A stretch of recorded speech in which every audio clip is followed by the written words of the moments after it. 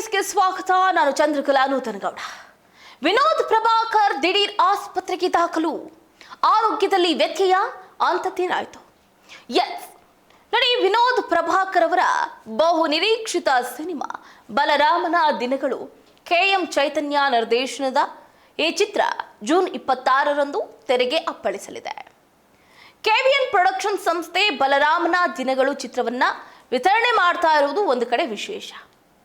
ನೋಡ್ರಿ, ಕನ್ನಡದ ಬಹುನಿರೀಕ್ಷಿತ ಆಕ್ಷನ್ ಮತ್ತು ಕ್ರೈಮ್ ಡ್ರಾಮಾ ಸಿನಿಮಾ ಬಲರಾಮನ ದಿನಗಳು ಈ ಚಿತ್ರಕ್ಕೆ ಖ್ಯಾತ ನಿರ್ದೇಶಕ KM ಚೈತನ್ಯ ಆಕ್ಷನ್ ಕಟ್ ಅನ್ನ ಹೇಳಿದ್ದು, ಸಿನಿಮಾದಲ್ಲಿ ಬಲರಾಮನಾಗಿ ಪ್ರಮುಖ ಪಾತ್ರದಲ್ಲಿ ನಟಿಸಿದ್ದಾರೆ ವಿನೋದ್ ಪ್ರಭಾಕರ್ ಅವರು. ಇದೇ ತಿಂಗಳು ಅಂದ್ರೆ ಜೂನ್ 26ನೇ ತಾರೀಕು ಬಲರಾಮನ ದಿನಗಳು ಸಿನಿಮಾ ರಿಲೀಸ್ ಆಗಲಿದೆ. ಪೊಗರು, RRR, ಸೀತಾರಾಮಂ, ಸಪ್ತ ಸಾಗರದಾಚೆ ಎಲ್ಲೋ, ಅನಿಮಲ್, ಲವ್ ಮಾಕ್ಟೇಲ್ 3 ಮುಂತಾದ ಸೂಪರ್ ಹಿಟ್ ಸಿನಿಮಾಗಳನ್ನ ವಿತರಣೆ ಮಾಡಿದ್ದು ಇದೇ KVN ಪ್ರೊಡಕ್ಷನ್ ಸಂಸ್ಥೆ. ಇದೀಗ ಬಲರಾಮನ ದಿನಗಳು ಚಿತ್ರವನ್ನು ಕೂಡ KVN ಪ್ರೊಡಕ್ಷನ್ಸ್ ಡಿಸ್ಟ್ರಿಬ್ಯೂಟ್ ಮಾಡುತ್ತೆ. ಆ ಮೂಲಕ ಬಲರಾಮನ ದಿನಗಳು ಚಿತ್ರಕ್ಕೆ ಆನೆ ಬಲ ಬಂದಂತಾಗಿದೆ. ನೋಡಿ, ಈ ಚಿತ್ರ ಒಂದು ಕಡೆ ರಿಲೀಸ್ ಆಗುವ ಶುಭ ಸಂದರ್ಭದಲ್ಲೇ ಬಲರಾಮನ ದಿನಗಳು ಸಿನಿಮಾದ ಪ್ರಚಾರದಲ್ಲಿ ನಿರತರಾಗಿದ್ದಂತಹ ನಟ ವಿನೋದ್ ಪ್ರಭಾಕರ್ ಅವರ ಆರೋಗ್ಯದಲ್ಲಿ ಇದೀಗ ಹಠಾತ್ ಏರುಪೇರು ಕಂಡು ಬಂದಿದೆ. ಹಠಾತ್ ಆಗಿ ಏರುಪೇರು ಕಂಡು ಬಂದಿದೆ. ಅವರನ್ನ ಆಸ್ಪತ್ರೆಗೆ ದಾಖಲು ಮಾಡಲಾಗಿದೆ. ವಿನೋದ್ ಪ್ರಭಾಕರ್ ಅವರ ರಕ್ತದೊತ್ತಡದಲ್ಲಿ ಏರುಪೇರು ಕಂಡು ಬಂದಿದ್ದು ಅವರನ್ನ ಆಸ್ಪತ್ರೆಗೆ ದಾಖಲು ಮಾಡಲಾಗಿದೆ. ವೈದ್ಯರು ಅವರನ್ನ ತೀವ್ರ ನಿಗಾ ಘಟಕದಲ್ಲಿ ಇರಿಸಿ ಚಿಕಿತ್ಸೆಯನ್ನು ನೀಡುತ್ತಿದ್ದಾರೆ. ನೋಡಿ, ಬಲರಾಮನ ದಿನಗಳು ಚಿತ್ರವನ್ನ ಗೆಲ್ಲಿಸಬೇಕು ಅನ್ನುವಂಥ ನಿಟ್ಟಲ್ಲಿ ಒಬ್ಬ ನಟನಾಗಿ ಎಷ್ಟು ಎಫರ್ಟ್ ಅನ್ನ ಹಾಕಬೇಕು ಅಷ್ಟು ಎಫರ್ಟ್ ಅನ್ನು ಕೂಡ ಹಾಕ್ತಾ ಇದ್ದಾರೆ.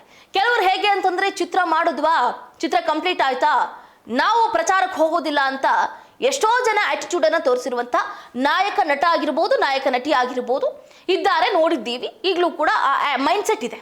ಬಟ್ ಎಷ್ಟು ದೊಡ್ಡ ನಟನ ಮಗನಾದ್ರೂ ಕೂಡ ಪ್ರಭಾಕರ್ ಅವರ ಮುದ್ದಿನ ಮಗನಾಗಿ ವಿನೋದ್ ಪ್ರಭಾಕರ್ ಅವರು ಅವರದೇ ಆದಂಥ ಸ್ಟಾರ್ಡಮ್ ಅನ್ನ ಕ್ರಿಯೇಟ್ ಮಾಡಿಕೊಂಡು ಚಿತ್ರರಂಗಕ್ಕೆ ಒಂದು ಕೊಡುಗೆಯನ್ನ ಕೊಡಬೇಕು ಅಂತ ಬಹಳ ಹುಮ್ಮಸ್ಸಿನಲ್ಲೇ ತಮ್ಮ ಶಕ್ತಿ ಪ್ರದರ್ಶನವನ್ನ ಮಾಡ್ತಾ ಇದ್ದಾರೆ.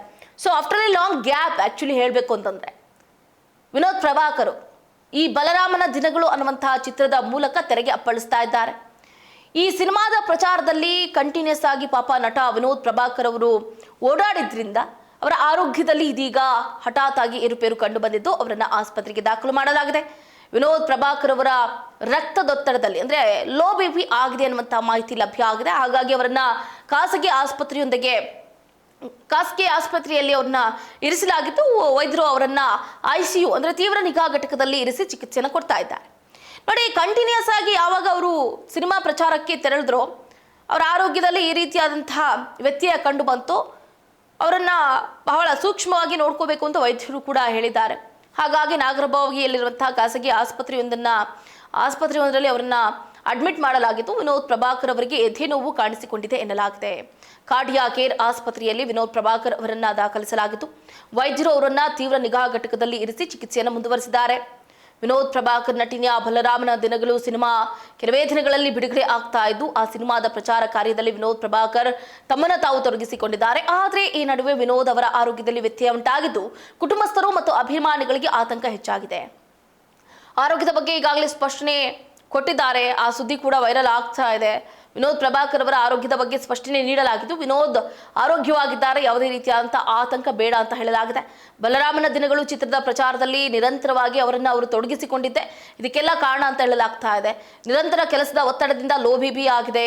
ಮುಂಜಾನೆ ಆರೋಗ್ಯದಲ್ಲಿ ಏರುಪೇರು ಕಂಡಾಗ ಪತ್ನಿಯೊಂದಿಗೆ ನಾಗರಬಾವಿಯ GM ಖಾಸಗಿ ಆಸ್ಪತ್ರೆಗೆ ಧಾವಿಸಿದ್ರು. ವೈದ್ಯರ ಸಲಹೆಯಂತೆ ಎಲ್ಲಾ ಬಗೆಯ ಚೆಕಪ್ಗಳನ್ನು ಕೂಡ ವಿನೋದ್ ಪ್ರಭಾಕರ್ ಅವರು ಮಾಡಿಸಿಕೊಂಡಿದ್ದು ಈಗ ಆರಾಮಾಗಿದ್ದಾರೆ ಅಂತ ಹೇಳಲಾಗಿದೆ.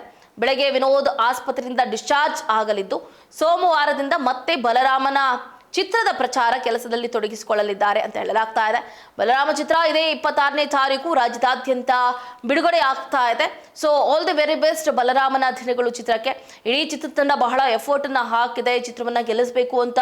ವಿನೋದ್ ಪ್ರಭಾಕರ್ ಅವರು ಕೂಡ ಹಗಲು ರಾತ್ರಿ ಎನ್ನದೇ ಪ್ರಚಾರದಲ್ಲಿ ಧುಮುಕಿದ್ದಾರೆ. So after a long time ಅವರನ್ನ ತೆರೆ ಮೇಲೆ ನೋಡ್ತಾ ಇರೋದು ಬಹಳ ಖುಷಿಯ ವಿಷಯನೇ.